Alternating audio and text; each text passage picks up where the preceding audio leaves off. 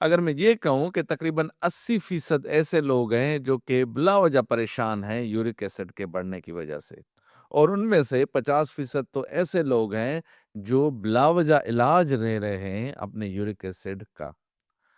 तो आज की वीडियो में मैं आपको बताने जा रहा हूँ ऐसी बातें जिनको सुन के आप भी हैरान हो जाएंगे और आज के बाद अपने बढ़े हुए यूरिक एसिड के बारे में परेशान होना छोड़ देंगे। तो यूरिक एसिड की नॉर्मल लेवल क्या है और उसके बारे में परेशान होने की बात तो बाद में करेंगे। पहले ये समझें कि यूरिक एसिड है क्या। यूरिक एसिड एंड प्रोडक्ट है नॉर्मल मेटाबॉलिज्म की।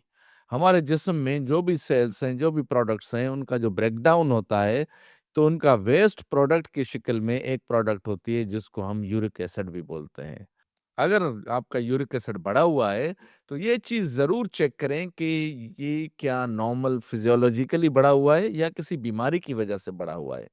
अब नॉर्मल फिजियोलॉजिकली बड़े होने का मकसद ये है कि एक नॉर्मल प्रोसेस है। जितनी ज़्यादा मेटाबॉलिज्म होगा, जितनी ज़्यादा वेस्ट प्रोडक्ट बनेंगी, यूरिक एसिड की मिकदार उतनी ही ज़्यादा होगी।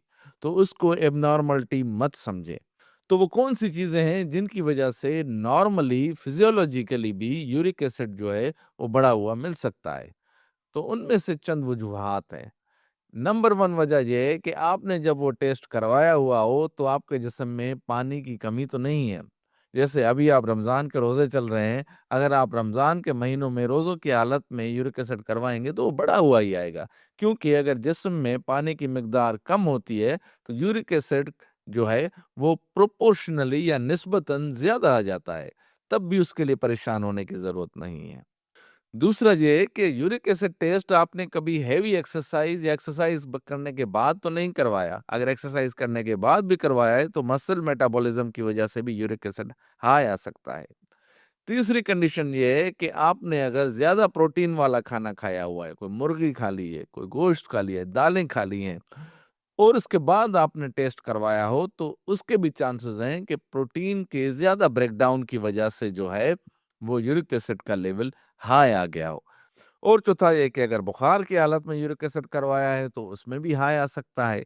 तो ये सारी वो सूरत-हाल हैं जो कि नॉर्मल कंडीशंस हैं और अगर इनके होते हुए आप यूरिक एसिड का टेस्ट करवाएँगे तो चांसेस हैं कि वो हाई आ जाए और उस जो हाई यूरिक एसिड से परेशान आपने नहीं होना है।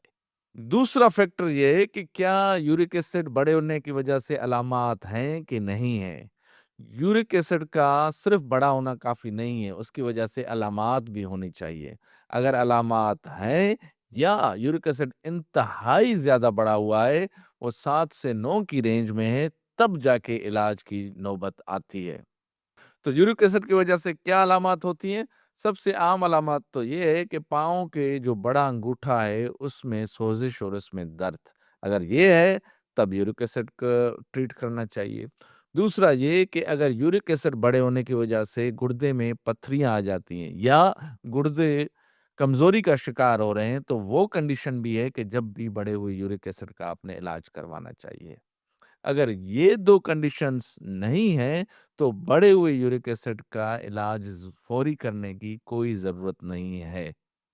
कभी भी आपने देखा होगा कि कोई भी महफ़िल चल रही है, गपशप हो रही है, किसी ने बोल दिया कि मुझे घुटनों में दर्द की शिकायत है, फ़ौरी एक मशवरा आ जाएगा कि यूरिक एसिड चेक करवा लो। अब यूरिक एसिड घुटनों में दर्द की वजह तो है, मगर ये एक आम वजह नहीं है। उसकी आम वजह दूसरी है। सबसे आम वजह तो ये है, इसको ऑस्टियोआर्थराइटिस बोलते हैं। उम्र के साथ-साथ घुटनों को इस्तेमाल करते हुए, जोड़ों को इस्तेमाल करते हुए उनमें दर्द पाया जाता है। छोटे जो हमारे जो जोड़ हैं हाथ-पाँव के, उनमें अगर दर्द हो रहा है, उनमें स्वेलिंग हो रही है, तो उसकी और ज़्यादा वजूहात हैं। यूरिक एसिड जो है, वो सिर्फ़ एक सूरत-ए-हाल में करवाती है कि आपके पाँव का जो अंगूठा है, उसकी सोज़िश हो जाए और उसमें स्वेलिंग हो जाए, दर्द हो जाए, जिसको हम गाउट बोलते हैं या गाउटी अर्थराइटिस बोलते हैं। तो उसमें वो यूरिक एसिड की तादाद जो है, यूरिक एसिड का लेवल जो बढ़ा हुआ, उसके साथ डायरेक्टली लिंक है।